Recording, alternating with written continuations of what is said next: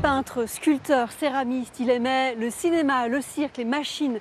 Fernand Léger était un touche-à-tout au point de s'intéresser à la danse. Il voulait participer à la création d'une œuvre qui fasse date et c'est le cas puisque 100 ans plus tard, nous sommes là pour parler du ballet La création du monde qui continue de nous émouvoir autour de l'homme et de la nature. Le 25 octobre 1923, au Théâtre des Champs-Élysées, un ballet comme on n'en a jamais vu. La création du monde, c'est une nouvelle genèse, celle d'un univers d'harmonie, inspiré de la mythologie africaine à la mode dans le Paris des années folles. Il y a cet intérêt pour l'art africain, mais il y a aussi cette volonté dans les années 20, après la Première Guerre mondiale et le grand massacre de la Grande Guerre, de donner de la joie et aussi faire une œuvre qui montre une certaine foi dans l'humanité. En coulisses, des artistes d'avant-garde. Le poète Blaise Cendrars a chargé Fernand Léger des décors et des costumes. Un bestiaire fantastique, insectes, reptiles, des sorciers, des oiseaux colorés. Donc là, on va le centrer sur le mur. L'artiste s'inspire de l'art primitif et réalise des dizaines de dessins préparatoires qui s'exposent pour la première fois dans le musée qui porte son nom. Léger accepte ce défi parce qu'il s'intéresse beaucoup au monde du spectacle et c'est pour lui une manière vraiment de transférer sa peinture dans les trois dimensions, donc de donner à sa peinture du volume, du relief, mais aussi surtout du mouvement. 12 représentations auront lieu dans ce décor moderniste, puis c'est l'oubli. La Renaissance viendra au siècle suivant. En l'an 2000, 2 chorégraphes spécialistes des ballets perdus décident de reconstruire la création du monde. Reconstruire car on ne connaît finalement presque rien des pas de danse d'origine. On a souvent entendu que lorsque le ballet a été présenté en 1923 et 1924, il était difficile de danser dans ces costumes puisqu'ils étaient faits de bois et de carton. La création du monde est un ballet cubiste jazz. Donc ces deux influences fusionnent dans ce travail. Les matériaux du 21e siècle, mousse, synthétique, ont permis aux danseurs de donner corps à cette chorégraphie cubiste.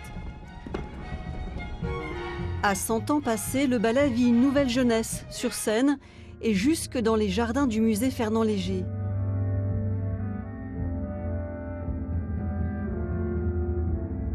La postérité, pour une œuvre avant-gardiste, peut être un peu trop en avance sur son temps.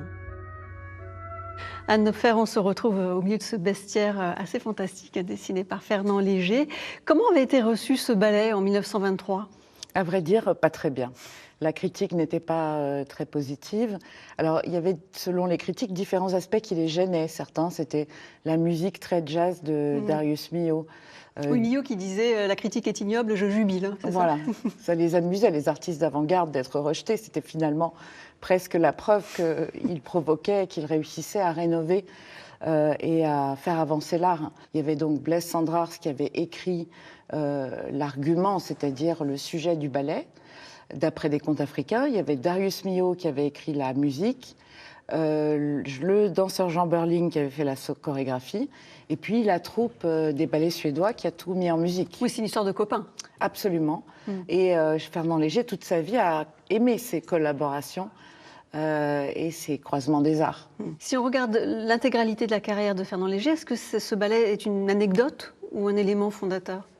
Non, je crois que c'est la confirmation pour lui il peint, mais il cherche à faire sortir la peinture du cadre et du plan du tableau, en fait.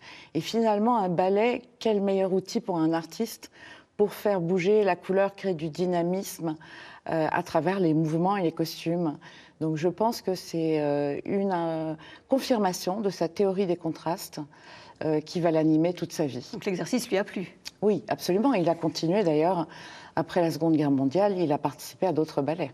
Il y a une douzaine de représentations du ballet entre 1923 et 1925. Après, il n'y a plus rien eu jusqu'en 2000. Il n'a jamais été repris. Non, en effet, la troupe des ballets suédois a été dissoute en 1925. Et ce ballet n'a revu le jour qu'en l'an 2000. Et ce sont d'ailleurs les costumes que vous voyez autour de nous.